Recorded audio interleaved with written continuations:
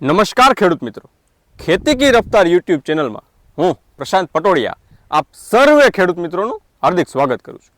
ખેડૂત મિત્રો, આજે વાત કરવી છે કપાસના પાક વિશે અને ખાસ કરીને કપાસમાં સારું ઉત્પાદન લેવા વિશે. તો સૌપ્રથમ આપણા પ્રગતિશીલ ખેડૂત મિત્રનો પરિચય લઈએ અને ત્યારબાદ આજના વિડીયોમાં આગળ વધશું. આપનો પૂરેપૂરો પરિચય આપો. મારું નામ ગોહિલ હરપાલસિંહ પ્રદ્યુમનસિંહ, તાલુકો સિહોર, જિલ્લો ભાવનગર. બરાબર. મારું ગામ વાવડી ગજાભાઈની. બરાબર. આપણે અત્યારે કેટલા વીઘામાં કપાસનું વાવેતર છે? મારે કુલ ટોટલ 155 વીઘામાં વાવેતર છે. ઓલરેડી આપણે જે ઊભા છે એ 50 વીઘાનું ખેતર છે. બરાબર. અને અત્યારે આ ખૂબ સરસ મજાનો કપાસ છે. હાજી. ખૂબ સરસ ફૂલ છે, ચાપવા છે અને ક્યાંક ક્યાંક નીચે ઝીંડવાનું બંધારણ થઈ ગયું છે. તો આ કેટલા દિવસનો કપાસ ઊભો છે? મિનિમમ સાહેબ આને 60 દિવસ એટલે 2 મહિના કહીએ અમે. 2 મહિનાનો કપાસ છે. બરાબર. 2 મહિનાનો આ કપાસ છે. અત્યારે કુણપ ગુણપ બધું રેડી છે? અત્યારે તો અમને દેખાવમાં તો બરોબર છે, પણ સાહેબ આ જે સાપકું છે, ઝીંડવું છે અને જે આ ફૂડ છે એને આપણે આમ નામ સલામત રહે એની કોઈ માહિતી આપની પાસે હોય તો અમને આપશો. બરાબર. કપાસમાં ખૂબ સરસ ભાઈએ પ્રશ્ન કર્યો કે ફૂલ ચાપવા છે અત્યારે અને આ વધે એમનેમ રીએ ખરે નહીં અને આપણે ઉત્પાદન લેવું છે એની વાત સમજવી છે. કપાસનું જે ઉત્પાદન કરી છે ઘણી બધી વખત આપણે ખૂબ સારા ટેકનિકલોનો ઉપયોગ કરી છે.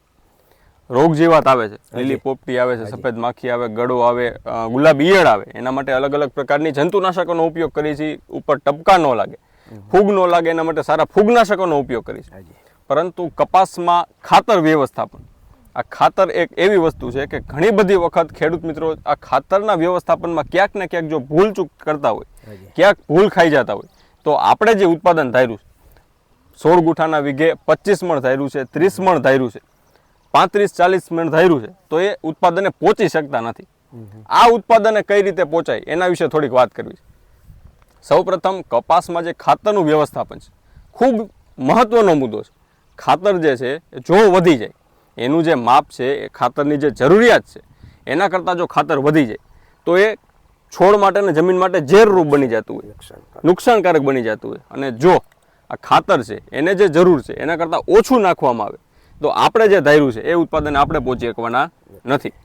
સૌપ્રથમ કપાસના પાકમાં વાત કરી તો પાયાના ખાતરથી જ શરૂઆત કરી કે પાયાના ખાતરમાં જ્યારે આપણે કપાસનું ઉત્પાદન કરવું છે, જ્યારે વાવેતર કરવું છે, તો ડીએપી અને પોટાશ આ 2 પાયાના ખાતરો એ ખૂબ મહત્વના ઘટકો તરીકે કપાસના પાકમાં કામ કરતા હોય.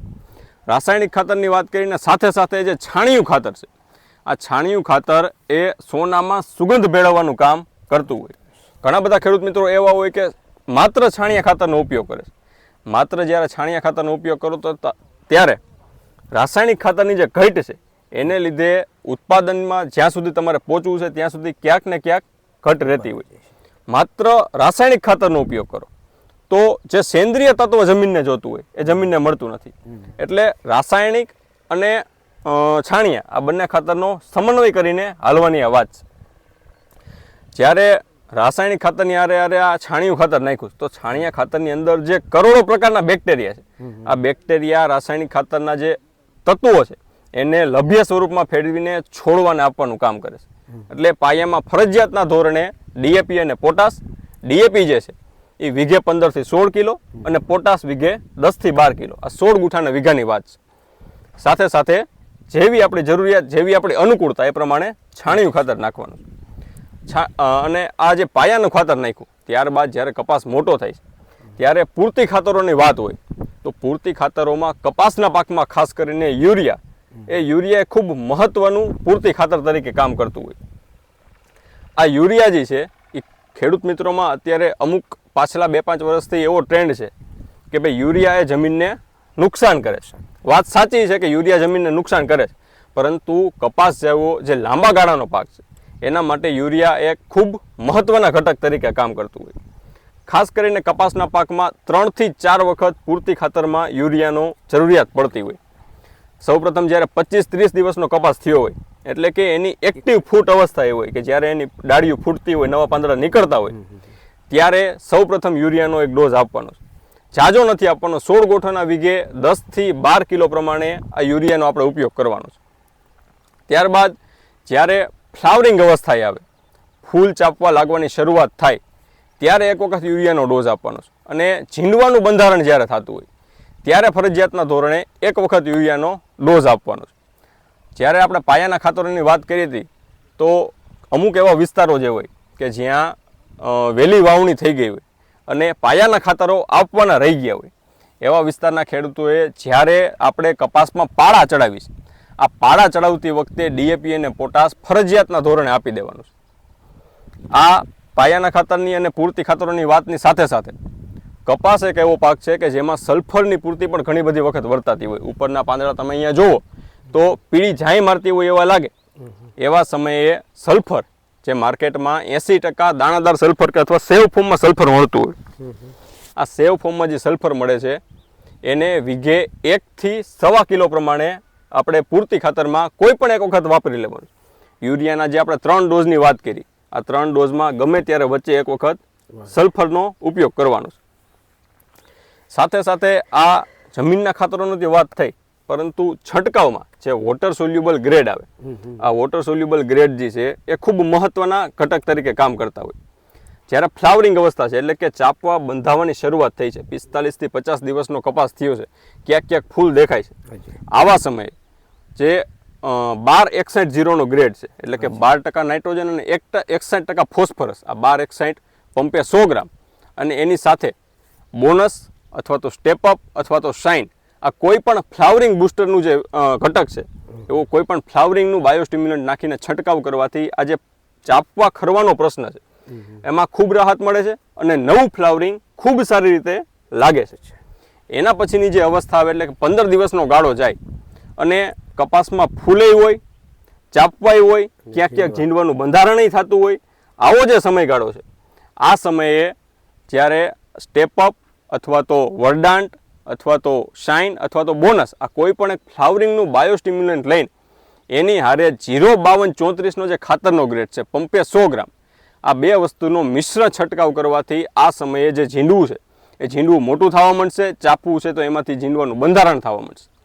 ત્યારબાદના 15 દિવસનો જ્યારે સમયગાળો જાય ત્યારે ફાઇનલી 13-0-45 એટલે કે 90 થી 100 દિવસનો કપાસ થયો હોય ત્યારે આ 13-0-45 નો જે ગ્રેડ છે એને પંપે 100 ગ્રામ નાખીને છંટકાવ લેવાનો છે.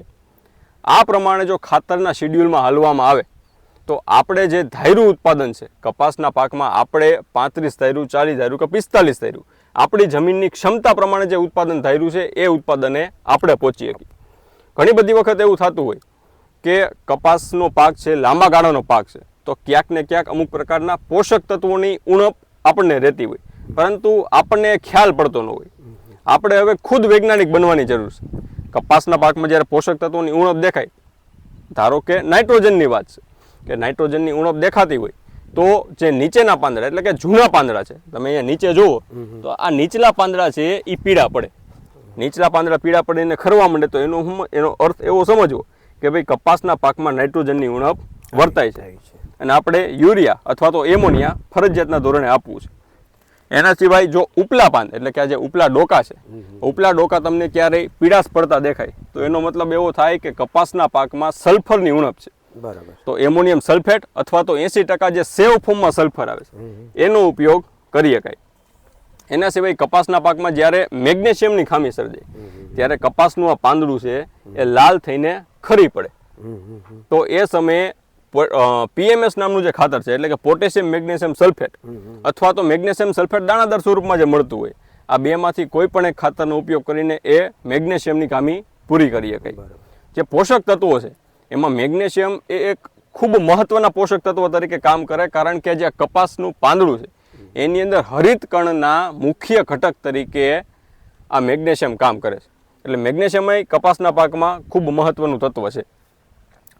સાથે સાથે સમયે સમયે જે રોગ જીવાત આવે છે અને ફૂગના રોગો આવે છે એના છંટકાવ તો આપણે લેવાના જ છે. ટૂંકમાં ફરીથી એકવાર જોઈ લઈએ તો પાયામાં ડીએપી અને પોટાશ ત્યારબાદ કપાસ 30 દિવસનો થાય ત્યારથી 15 દિવસના ગાળે 3 વખત યુરિયાનો ડોઝ વચ્ચે 1 વખત સલ્ફર અને ઉપર છંટકાવમાં જ્યારે ફૂલ હોય ત્યારે બોનસ અથવા તો શાઇનની સાથે 1261 નો ગ્રેડ એના 15 દિવસ પછી બોનસ અથવા શાઇનની સાથે 05234 નો ગ્રેડ અને ફાઇનલી 13-0-45 કે જ્યારે ઝીંડવું મોટું થાય છે અને એમાં રૂ ભરાય છે.